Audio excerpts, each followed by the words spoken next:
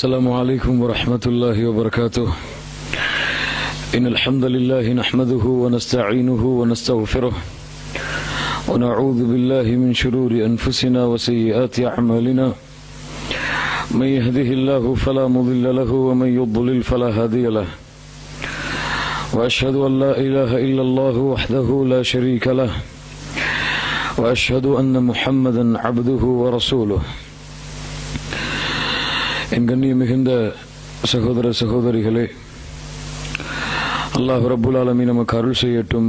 அல்லாஹ் ரப்புல் ஆலமீன் மார்க்க விளக்கங்களையும் ஞானங்களையும் நமக்கு கொடுக்கட்டும். ஒரு முக்கியமான விஷயத்தை உங்களிடையே பகிர்ந்து கொள்வதற்காக அல்லாஹ் ரப்புல் ஆலமீன் எனக்கு இந்த வாய்ப்பை ஏற்படுத்தி கொடுத்திருக்கின்றான். அதாவது, இன்று முஸ்லிம் நாடுகளிலும் சரி, தமிழகத்திலும் சரி, இலங்கையிலும் சரி, முஸ்லிம்களுடைய பள்ளியிலே தொழுகைக்கு பிறகு கூட்டு துஆ என்ற ஒரு அம்சம் எமது முஸ்லிம்கள் மத்தியிலே செயல்பாட்டில் இருக்கிறது. இந்த கூட்டு துஆ விஷயத்தில் மார்க்க நிலைப்பாடு என்னவென்றால், அல்லாஹுடைய தூதர் முஹம்மது ரசூலுல்லாஹ் ஸல்லல்லாஹு அலைஹி வஸல்லம் அவர்கள் சொன்னார்கள், மன் அமில அமலன் ஃபலைஸ அலைஹி அம்ருனா ஃபஹுவ ரத்துன். நாம் வழிகாட்டாத ஒரு செயல், அந்த செயலை யார் கூறினாலும் சரி, அது யாரின் மூலமாக செய்யப்பட்டாலும் சரி, மன் அமில அமலன், யார் ஒரு செயலை செய்கிறார்கள், ஃபலைஸ அலைஹி அம்ருனா, அந்த செயலிலே நம்முடைய கட்டளை இல்லை என்றால் ஃபஹுவ ரத்துன், அது நிராகரிக்கப்படும் என்று அல்லாஹுடைய தூதர் முஹம்மது ரசூலுல்லாஹ் ஸல்லல்லாஹு அலைஹி வஸல்லம் அவர்கள் சொன்னார்கள். கண்ணியம் மிகுந்தவர்களே, அல்லாஹுடைய தூதர் முஹம்மது ரசூலுல்லாஹ் ஸல்லல்லாஹு அலைஹி வஸல்லமுடைய காலத்திலே தொழுகை கடமையானதிலிருந்து அல்லாஹுடைய தூதர் ரசூலுல்லாஹ் ஸல்லல்லாஹு அலைஹி வஸல்லம் அவர்கள் மரணமாகும் வரை அல்லாஹுடைய தூதர் தொழுகைக்கு பிறகு மக்களை ஒன்று கூட்டி அல்லாஹுடைய தூதர் துஆ செய்ய சஹாபாக்கள் எல்லாம் ஆமீன் சொன்னார்கள் என்று ஒரு ஹதீஸ் கூட, சஹீஹான ஹதீஸாக இருந்தாலும் சரி, தஈஃபான ஹதீஸாக இருந்தாலும் சரி, ஒரு ஹதீஸ் கூட ஹதீஸ் கிரந்தங்களில் இடம்பெறவில்லை.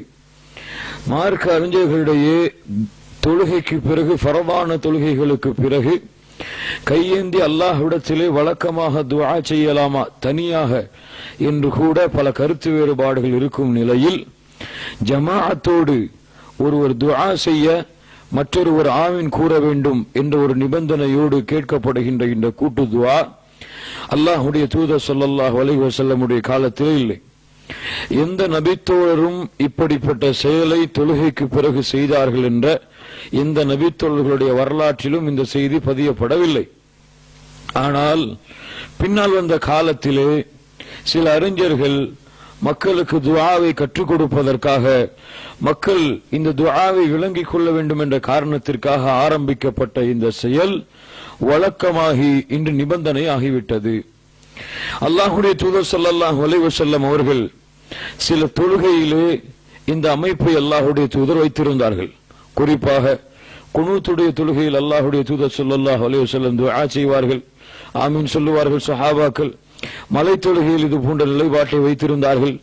ஆனால் ஃபர்தான தொழுகைகளுக்கு பிறகு அல்லாஹ்வுடைய தூதர் ஸல்லல்லாஹு அலைஹி வஸல்லம் இப்படி செய்தார்களா என்றால் அதற்கு மார்க்கத்திலே அறவே ஆதாரம் கிடையாது.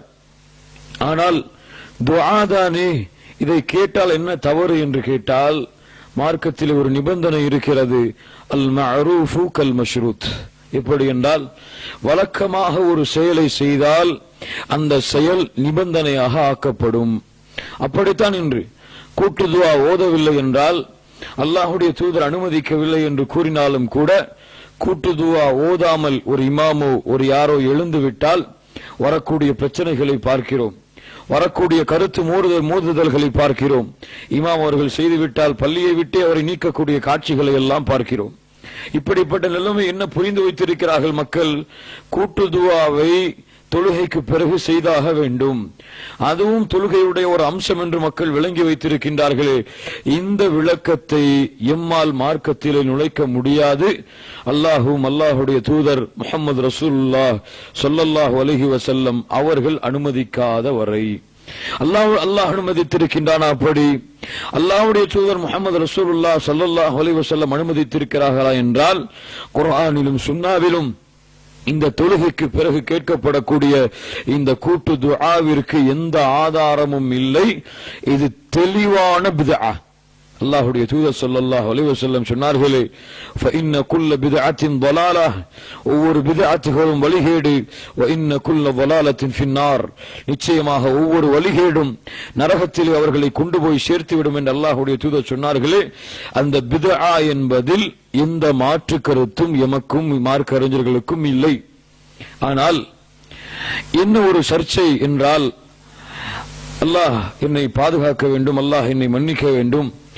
சில நிர்பந்தங்களிலே சில நாடுகளுக்கு நான் விஜயம் செய்திருந்த பொழுது சில பள்ளிவாசல்கள் குர்ஆன் சுன்னாவின்படி நிபந்தனையோடு நான் சென்றிருந்தாலும் சில பள்ளிவாசல்களிலே இருக்கக்கூடிய சூழல் அப்படிப்பட்ட சூழலாக இருந்த காரணத்தால் ஃபித்னாக்களை பயந்து குழப்பங்களை பயந்து இந்த கூட்டு துஆவை சில நேரங்களில் நான் செய்தேன். அல்லாஹ் என்னை மன்னிக்க வேண்டும்.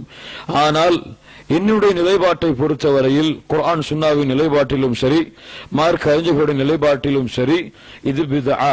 அல்லாஹ்வுடைய தூதருடைய வழிகாட்டல் இல்லாத காரணத்தால் இது மார்க்கத்திலே புதிதாக நுழைக்கப்பட்ட ஒரு செயல். அதை சொல்லுவதிலே எனக்கு எந்த ஒரு வெட்கமும் இல்லை. அல்லாஹ் ரப்புல் ஆலமீன் என்னை மன்னிப்பான் அந்த செயலுக்கு என்று அல்லாஹ்விடத்திலே ஆதரவு வைத்திருக்கிறேன்.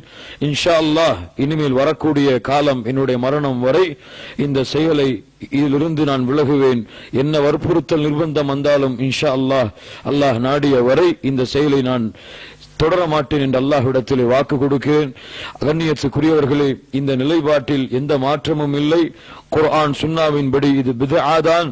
குர்ஆன் சுன்னாவின்படி தொழுகைக்கு பிறகு இந்த துஆவை நாம் செய்தால் இது அல்லாஹ்வுடைய மார்க்கத்திலே அல்லாஹ்வுடைய தூதர் முஹம்மது ரசூலுல்லாஹ் ஸல்லல்லாஹு அலைஹி வஸல்லம் உடைய வழிகாட்டலிலே இது புதிதாக நுழைக்கப்பட்ட ஒரு செயல். அல்லாஹ்விற்கும் அல்லாஹ்வுடைய தூதருக்கும் நாமே மார்க்கத்தை புதிதாக இப்படியெல்லாம் ஒரு வழிமுறை இருக்கிறது என்று கற்றுக் கொடுத்ததை போல ஆகிவிடும்.